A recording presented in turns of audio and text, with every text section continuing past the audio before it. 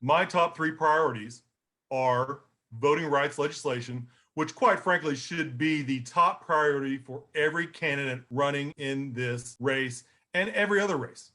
My second priority is racial inequality, resolving that issue. And lastly is helping small business owners. The reason why voting rights legislation is important is if we do not have representatives who represent us adequately, we will not address those issues that are important. Our history of racial inequality goes back to us not properly resolving our racist history. And by not doing that, it impacts all Americans of all colors. Finally, small business owners have been disadvantaged by the government for the last 40 plus years. If we resolve that, then we're able to not only increase our economy, but help serve underserved areas. It's actually a paradox. And what I mean by that is I think we can deal with the best way to deal with racism is to deal with it indirectly. Here's the issue. Resentment is a strong emotion. When we sit there and start putting forth policies to benefit one race or one group of people, no matter how justified that it is, it's going to cause resentment in the other races or the other groups who don't receive that benefit. So most of you'll see strewn throughout my issues in my website, my issues deal with helping all people. And in turn, so if we're talking about, say, helping poor people, if we're helping out poor people and Black African Americans are have a higher proportion of the poor, then it's going to help them more or proportionally. I'm a businessman.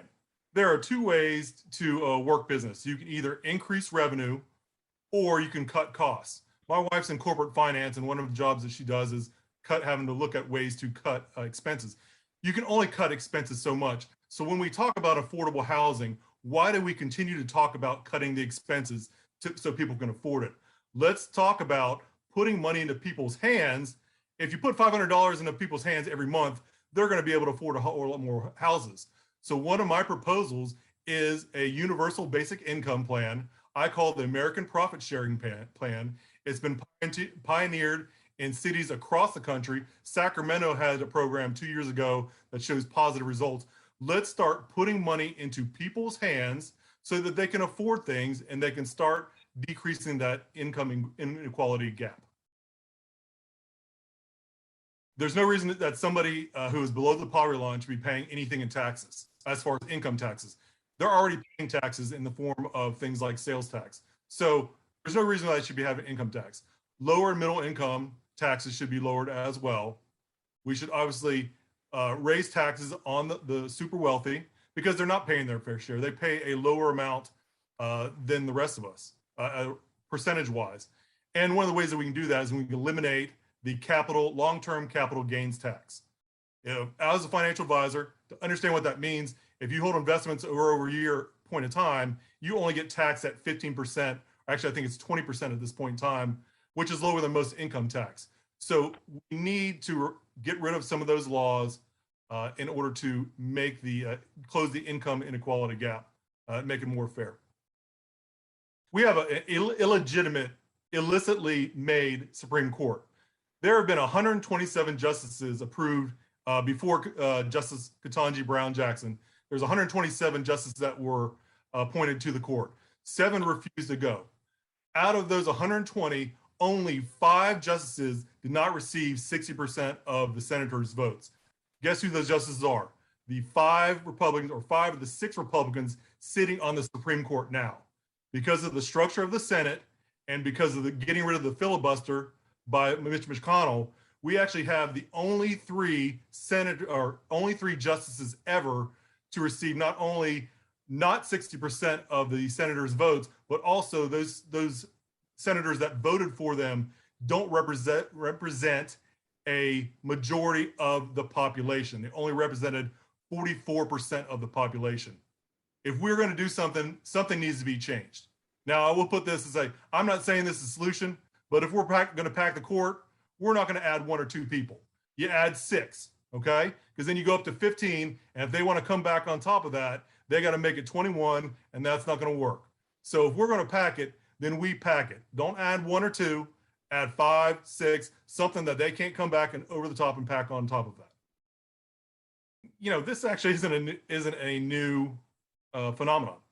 And what I mean by that is John Roberts, the current Chief Justice of the Supreme Court, was chosen because of his age.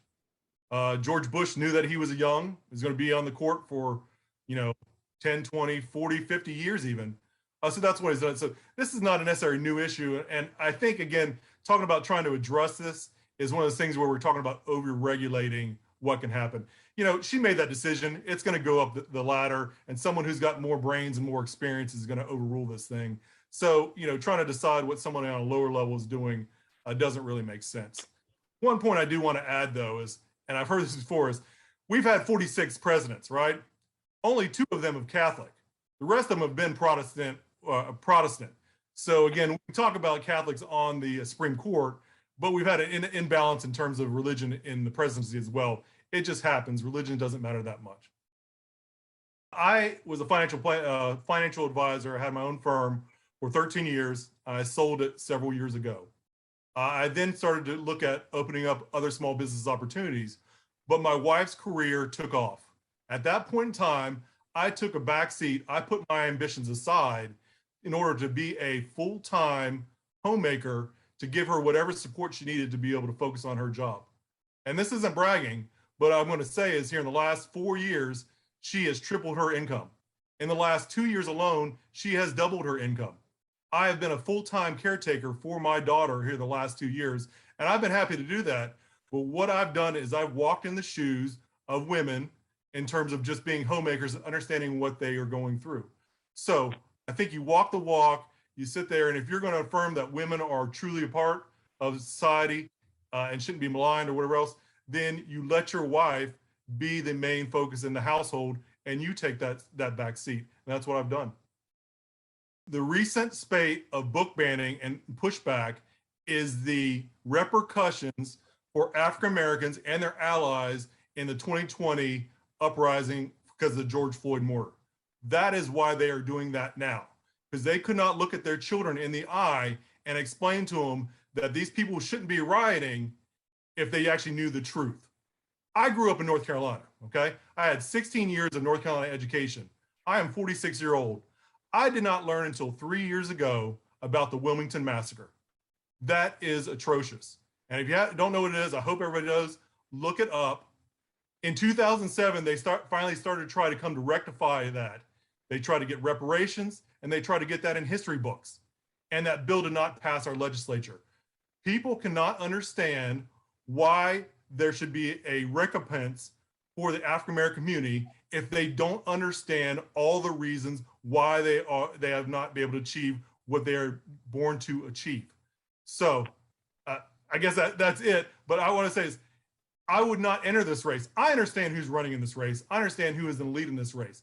I would not have entered this race if I did not feel that I could be just as much of a champion, or I would be just as much of a champion for racial injustice and racial inequality. I'm the Democratic candidate for U.S. Senate.